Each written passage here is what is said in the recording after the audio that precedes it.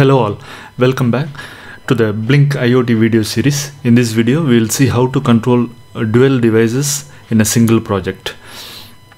We will be using ESP32 as well as NodeMCU.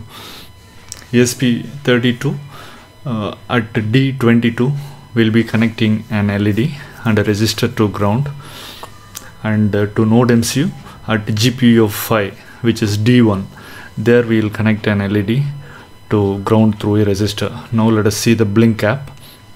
Open the Blink app, new project, provide a name as a dual device and choose the device as ESP32 development board, and the connection type as Wi-Fi, and touch on create. The first authentication token will be sent, that is for ESP32. In this project we will be getting two authentication token. This is the first authentication token, and touch on the settings and go to dual device, just now we created. Touch on that, and under that you will see new device. Touch on that and create a new device. Provide name as NodeMCU. Select the hardware model as NodeMCU. As the second device we are using is NodeMCU. Connection type is Wi-Fi, and then touch on create. Do not touch a refresh, touch on create. Now the second authentication device will be sent to your authorized email. Now we have two devices, one is ESP32, second is NodeMCU. Now touch on plus symbol to open the widget box, and then add a tabs widget. Now two tabs will be created. Touch on the first tab, provide the name as ESP32, which is the tab 1, and touch on tab 2 and provide the name as NodeMCU. Now two tabs are created, ESP32 and NodeMCU. Now go to the first tab, ESP32, and touch on the plus symbol to open the widget box, and add a slider. This is to control the LED fading effect, and ensure that the target is the dual device, that is ESP32. Select the pin as virtual and select as V0, and then the second tab, NodeMCU, select a button widget. Ensure that the target is NodeMCU.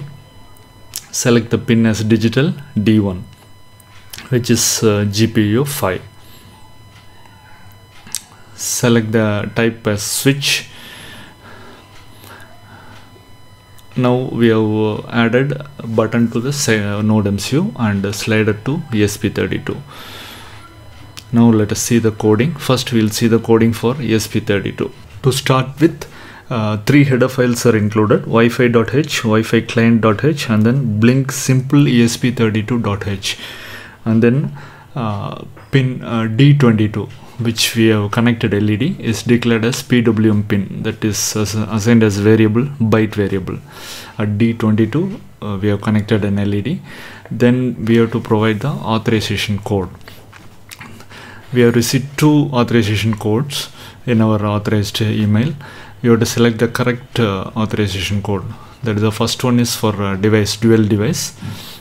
That copy and paste it here, and then we have to provide the Wi-Fi credentials, SSID name and the password. To start with, three header files are included: Wi-Fi.h, Wi-Fi client.h, and then Blink simple ESP32.h. And we have connected an LED at D22. We declare that as a byte variable, PW underscore pin, that is given as 22, where we have connected LED. Then we have to provide the authorization token. We have received two authorization tokens in this project. We have to select the correct first authorization code for the dual device. Copy this authorization token and paste it here. Next we have to provide the SSID name and password. This is the Wi-Fi credentials. Next is the Blink underscore write, which is function call from app that will come back again. First we will see the void setup. Under this LED C attach pin function is used, as analog write is not in ESP32. We use this function which takes two parameters. First one is the PWM pin, which is D22, and the next one is the channel. Total 16 channels are there in ESP32. We use the channel 1. And next is the LED C setup function. Here we three parameters are used. First is the channel, next is the frequency. For LED fading, 5000 is a good frequency range, and third is the ADC, that is the resolution, 8-bit resolution we use. Next is the blink.begin to connect with the Wi-Fi as well as with the blink server. Under void loop, blink.run is there, and another function is there that that has to be added before that void setup. And under this blink write, any change in the virtual pin V0 will be reflected and sent through as param.asint function. So this blink_write is a call from app, and we use the we call the function LED_PWM, passing this value param.asint. Here we use the LED C write function to write the changes in the channel 1. That is, the PWM value is written to channel 1, and thus the LED connected at D22 varies according to the app value. Now select the board as ESP32 and then select the correct port number, and then click on upload. While uploading, you have to press the reset button. Now let us see the Node MCU code. Here LED is connected to GPU 5, and inside the code we have to give the correct authorization code. That is the second authorization code we received in the mail. This is mentioned as device node MCU. You have to select the second code correctly. Second authorization code to be pasted here, and then provide the same Wi-Fi credentials. Under void setup, we use the blink.begin using the SSID, pass, and then the authorization code. And under void loop, blink.run is there. So select the board as node MCU and select the correct port, as two ports are there. You have to select the correct port for node MCU, and then click on upload.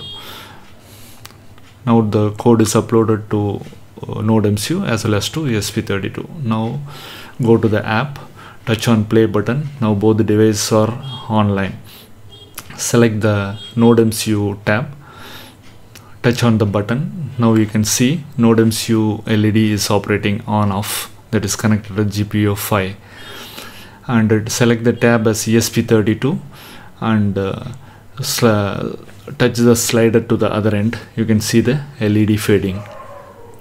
According to the slider, the LED will fade. So now we are able to control both the devices from the single app, that is a single project, but we have received two authorization codes.